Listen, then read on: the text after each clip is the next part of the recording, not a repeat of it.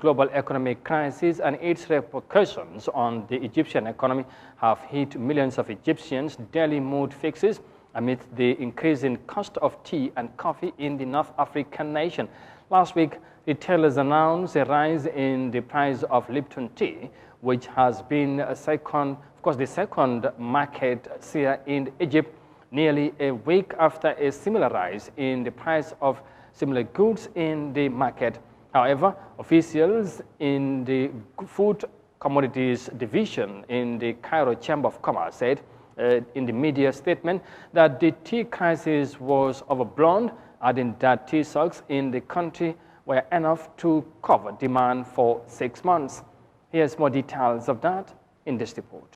Many Egyptians have been shocked by the news of an increase in the prices of tea and coffee by about 18% in October. For most Egyptians, tea and coffee are an essential drink, with an average of at least 4 or 5 cups a day for each Egyptian. Egypt is one of the top importers of the world and the 8th largest consumer of black tea in 2020. Tea is also a main ingredient in the most popular and affordable breakfast dish for Egyptians, namely beans and falafel.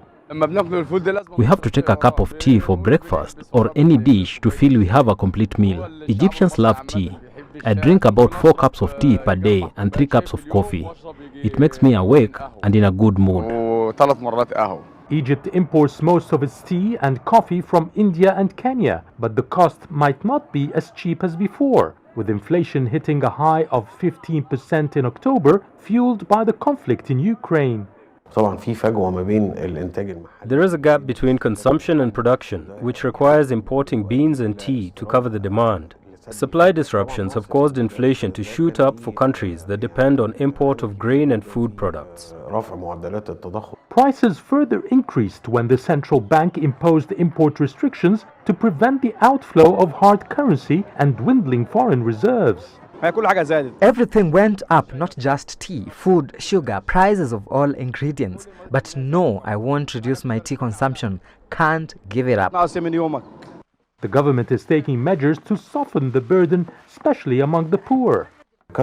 It increased the state-owned outlets and dumped the market with subsidized goods to control the price hikes and also prevent the private sector from market manipulation. The government also offered incentives for businesses to produce basic commodities and reduce dependence on imports. Though officials announced there's a 1-year stock of tea and coffee, they're still bracing for expected shortages of imported goods amidst the ongoing geopolitical conflict in Europe.